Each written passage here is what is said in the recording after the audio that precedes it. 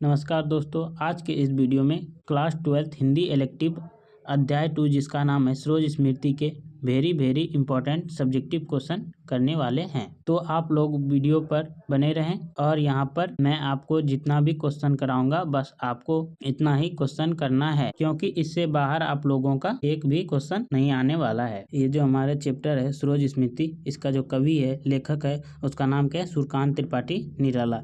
इसका जन्म 21 फरवरी 1896 में हुआ था। निराला जी का जो जन्म है वो 21 फरवरी 1896 में हुआ था, उन्नाव उत्तर प्रदेश में। सरोज स्मृति जो कविता है यह एक शोक गीत है। सरोज स्मृति जो कविता है वो क्या है? एक शोक गीत है जो कि पुत्री सरोज की स्मृति में लिखी गई। कवि जो सूर्यकांत त्रिपाठी निराला जी है वो अपने पुत्री सरोज के स्मृति में लिखा है, याद रखिएगा। ठीक है, चलिए आगे चलते हैं और एक एक करके हर एक क्वेश्चन को बहुत ही सरल भाषा में देख लेते हैं। हमारे पास जो पहला प्रश्न है नंबर 1, क्या है नंबर 1 क्वेश्चन है, कवि को अपनी स्वर्गीय पत्नी की याद क्यों आई?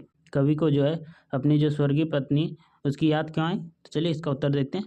कवि को अपने स्वर्गीय पत्नी की याद इसलिए आई क्योंकि जब वे अपनी पुत्री सरोज का तर्पण कर रहे थे। देखिए, कवि को अपनी स्वर्गीय पत्नी की याद इसलिए आई क्योंकि जब कवि जो थे वो अपने पुत्री सरोज का तर्पण कर रहे थे, तब उन्हें अनुभव हुआ कि उनकी पत्नी सरोज की माँ, जो उनकी पत्नी सरोज की माँ थी, यदि वह जीवित होती तो इस दुखद अवसर पर बेटी के लिए मात्र हृदय से करुणा भाव प्रकट करती। कवि कह रहा है कि जो सरोज की माँ थी वो अभी जीवित रहती तो इस दुखद अवसर पर बेटी के लिए जो है माँ अपना करुणा भाव प्रकट करती। पत्नी की अनुपस्थिति ने कवि के शोक और अधिक गहरा बना दिया।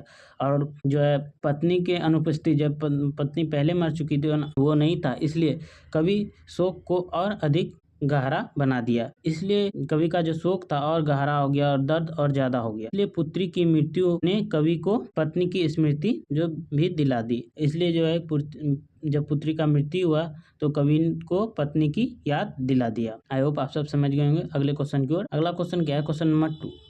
क्वेश्चन नंबर 2 है, कवि ने अपनी पुत्री का तर्पण किस प्रकार किया? कवि ने जो है अपनी पुत्री का जो है तर्पण सरोज का कैसे किया?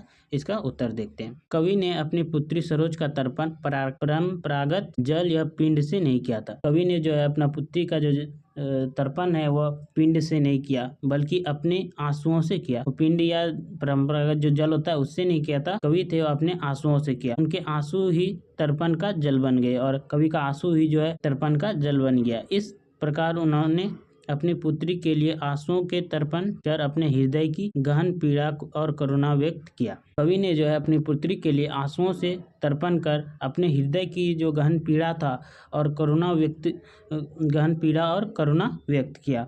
कवि के लिए यह आंसू ही सच्चा और पवित्र तर्पण थे। और कवि का जो ये आंसू है वो सच्चा और पवित्र तर्पण था। आई होप आप सब समझ गए होंगे। अगले क्वेश्चन की ओर बढ़ते हैं। अगला क्वेश्चन है क्वेश्चन नंबर 3। क्वेश्चन नंबर 3 है, ठग ठाकुरों से कवि का संकेत किस ओर है? ठग ठाकुरों से जो है कवि का जो संकेत है किस ओर है? तो इसका उत्तर देखते हैं आसाम भाषा में। ठग ठाकुरों से कवि का संकेत उन ढोंगी पंडितों और कर्मकांडों की ओर है जो मृत्यु जैसे सुखद अवसर पर भी शोकग्रस्त लोगों को कर्मकांडों में उलझाकर उनसे धन ऐंठते हैं। देखिए, कवि का कहना है कि कवि का जो ठग ठाकुरों से संकेत है कि जो ढोंगी पंडित और कर्म कांडों की ओर जो है मृत्यु जैसे खुद दुखद, जो जब किसी का मृत्यु हो जाता है तो सब दुखद हो जाता है, उस अवसर पर जहाँ पर शोक है वहाँ से कर्म कांडों में उलझाकर उनसे धन ऐंठता है, पैसा लेता है। कवि ऐसे पाखंडों और कर्म कांडों का विरोध करते हैं और कवि जो है ऐसे पाखंडों और कर्म कांडों का विरोध करते हैं और मानते हैं कि सच्ची श्रद्धांजलि भावनाओं और माँ से दी जाती है, ना कि दिखावटी कर्म कांडों से। कवि का कहना था कि जो है सच्ची श्रद्धांजलि जो है भावना और आत्म सम्मान से दिया जाता है, ना कि दिखावटी जो है कर्मकांड है उस। चलिए अगले क्वेश्चन की ओर बढ़ते हैं। क्वेश्चन नंबर 4 की ओर। क्वेश्चन नंबर 4 है कि सरोज का विवाह अन्य विवाहों से किस प्रकार भिन्न था? सरोज का जो विवाह था वो अन्य विवाहों से किस प्रकार भिन्न था? उसका उत्तर देखते हैं। सरोज का विवाह अन्य विवाहों की तुलना में अत्यंत शांतिपूर्ण और आत्मीय था। देखिए, सरोज का जो विवाह था वो अन्य विवाहों से बहुत ही अलग था।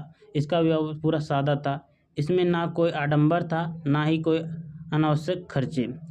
और जो सरोज का विवाह में नहीं कोई आडंबर था, ना ही कोई अनावश्यक खर्चा किया। यह विवाह प्रेम, अपनापन और सरलता पर आधारित था। ये विवाह जो था वो अपनापन, यहाँ सरोज के विवाह में कोई भी लोग नहीं आए थे, सिर्फ अपना ही, किसी को नौतार नहीं दिया था। अन्य विवाह जैसे दिखावे और औपचारिकता से भरे रहते हैं, अन्य विवाह जो होते हैं औपचारिकता से भरे रहते हैं। वहीं सरोज का विवाह स्वाभाविक और आदर्श रूप में हुआ था, संपन्न हुआ था। देखिए, सरोज का जब विवाह हुआ था वो नहीं गांव में किसी को बोला था, नहीं किसी रिश्तेदार को बुलाया था, नहीं कोई भोज भंडार कुछ भी का प्रबंध नहीं किया था, पूरा सादा तरीके से विवाह हुआ था। अगले क्वेश्चन की ओर बढ़ते हैं, क्वेश्चन नंबर 5। क्वेश्चन नंबर 5 है, कंठ रुक रहा है, काला आ रहा है, यह जो भावना कवि के मन में क्यों आई? कंठ रुक रहा है, काल आ रहा है, यह भावना कवि के मन में क्यों उठा?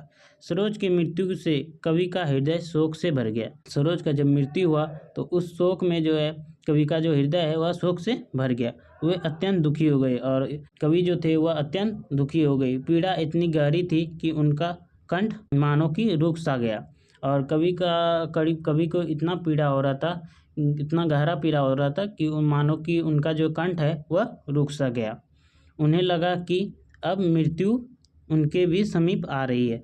और कवि को लगा, निराला जी को लगा कि मृत्यु जो है अब उनके भी समीप आ रहा है, पास आ रहा है। शोक और विरक्त के वातावरण ने उन्हें जीवन की निस्वार्थ का बोध कराया। जो इस शोक जो उसके ऊपर बीत रहा था, इस वातावरण ने जो है उन्हें जीवन की जो निस्वार्थ बोध है, निस्वार्थ भाव है उसका और मृत्यु का आभास तीव्र कर दिया। आई होप आप सब समझ गए। अगले क्वेश्चन की ओर बढ़ते हैं, क्वेश्चन नंबर 6, और ये लास्ट क्वेश्चन है इस चैप्टर से। सरोज के नववधु रूप में का वर्णन कर। सरोज का जो नववधु रूप का वर्णन करने बोला है।